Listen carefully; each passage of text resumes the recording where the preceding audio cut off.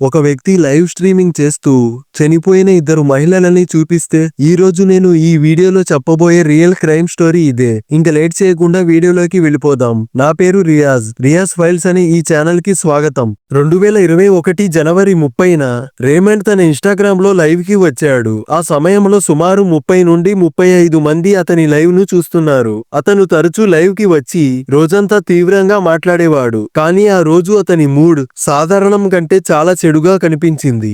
ఆ రోజు పరిస్థితి మరింత సీరియస్ గా మారింది. ఎందుకంటే కొద్దిసేపటికి లైవ్ చూస్తున్న వాళ్లకు అతను తన గదిలో తిరుగుతూ నోటిలో వెలగని సిగరెట్ పెట్టుకుని మరో చేతిలో తుపాకీ పట్టుకుని సిగరెట్ వెలిగించడానికి లైటర్ కోసం వెతుకుతున్నాడని అర్థమైంది. అదే సమయంలో ఇన్స్టాగ్రామ్ లో తనతో కనెక్ట్ అయిన లైవ్ వ్యూవర్స్ తో మాట్లాడుతూ, ఇది మీతో నా చివరి లైవ్ స్ట్రీమింగ్ కావచ్చు, దీని తర్వాత మనం మళ్ళీ మాట్లాడుకోలేము అని చెప్పాడు. అతను ఇలా ఎందుకు మాట్లాడుతున్నాడని ఎవరో అడగాలని ప్రయత్నించగానే అతను తన ఫోన్ ను అంటే కెమెరాను మరోవైపు తిప్పాడు. అక్కడ 2 మహిళలు చాలా దారుణమైన స్థితిలో పడి ఉన్నారు. వాళ్లలో ఎలాంటి కదలిక కూడా కనిపించడం లేదు. దాంతో వాళ్ళిద్దరూ చనిపోయారని అర్థమైంది. తర్వాత అతను అదే సమయంలో లైవ్ లో ఉన్నవారితో మాట్లాడుతూ తన అన్న గురించి చెప్పాడు. అతని అన్న అదే ప్రాంతానికి చెందిన ఒక లోకల్ ర్యాపర్ అని చెప్పాడు. తన అన్న మరియు అతని స్నేహితుడు తనను ట్రాప్ చేయాలని ప్రయత్నించారని, వాస్తవానికి ఈ మహిళల సహాయంతో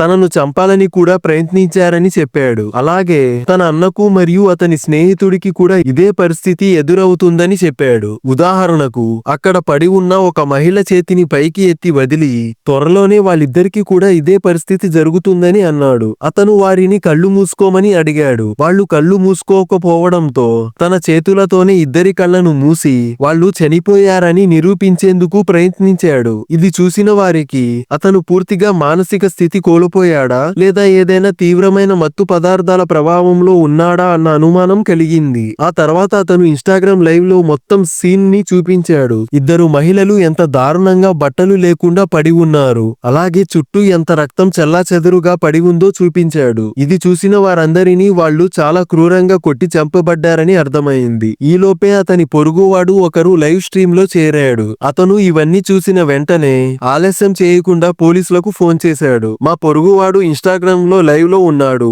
అతని గదిలో 2 శవాలు ఉన్నాయి. అతని చేతిలో చాలా ప్రమాదకరమైన ఆయుధం కూడా ఉంది అని పోలీసులకు సమాచారం ఇచ్చాడు. రేమండ్ ఇప్పటికే పోలీసులకు తెలిసిన వ్యక్తే. ఎందుకంటే 2006లో అతను చాలా చిన్న వయసులోనే జైలు జీవితం అనుభవించాడు. ఈసారి కూడా పోలీసులు అతన్ని కోసం వెతుకుతున్నారు. ఎందుకంటే కొన్ని రోజుల ముందు అతను ఒక వృద్ధుడిని చంపాడు. ఈ సమాచారం అందుకున్న వెంటనే పోలీసులు రేమండ్ ఇంటికి చేరుకుని ఇంటి బయట ప్రాంతాన్ని పూర్తిగా మూసివేశారు. కానీ రేమండ్ ఏ విధంగానూ బయటకు రావడానికి సిద్ధంగా లేకపోయాడు. పోలీసులు లోపలికి రావడానికి ప్రయత్నిస్తే తాను వారిని కాల్చేస్తానని బెదిరించాడు. దాంతో పోలీసులు అతని ఇంటికి చాలా దగ్గరలో ఉన్న ప్రజలను అక్కడ ఉన్నవారిని వేరే చోటకి షిఫ్ట్ చేశారు. దయచేసి కొంచెం సహకరించండి, ఇక్కడ కాల్పులు జరిగితే మీకే ప్రమాదం అని చెప్పి ఆ ప్రాంతాన్ని ఖాళీ చేయించారు. సుమారు అరగంట నుంచి 1 గంటలోపు మొత్తం ప్రాంతాన్ని ఖాళీ చేయించిన తర్వాత పోలీసులు మరోసారి రేమండ్ ను హెచ్చరించారు. ఇది చివరి అవకాశం, బయటకు రావాలంటే ఇప్పుడే రా అని అన్నారు. అతను ఇంకా బయటకు రాకపోవడంతో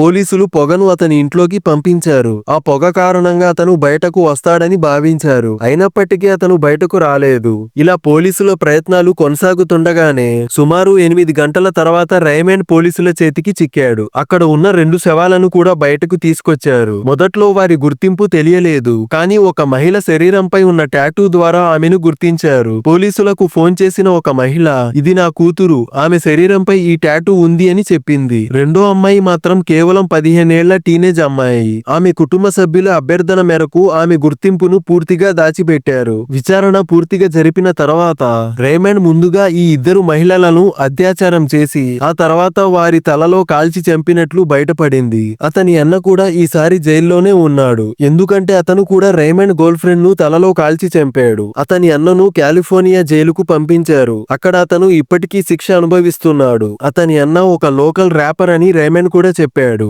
అతను తనను ట్రాప్ చేయాలని ప్రయత్నించాడని అన్నాడు. ఈ వీడియోలు చాలా రోజుల పాటు యూట్యూబ్ లో ఉన్నాయి. కానీ తర్వాత వాటిలో చాలా విచిత్రమైన మరియు భయంకరమైన విషయాలు చూపించబడినందుకు పూర్తిగా యూట్యూబ్ నుంచి తొలగించబడ్డాయి. దీనిపై మీరు ఎలా స్పందిస్తారు? కింద కామెంట్స్ లో తప్పకుండా తెలియజేయండి. మీ అభిప్రాయాన్ని లైక్స్, షేర్స్, కామెంట్స్ ద్వారా తెలియజేయండి. అంతవరకు వరకు జాగ్రత్తగా ఉండండి. Bye friends.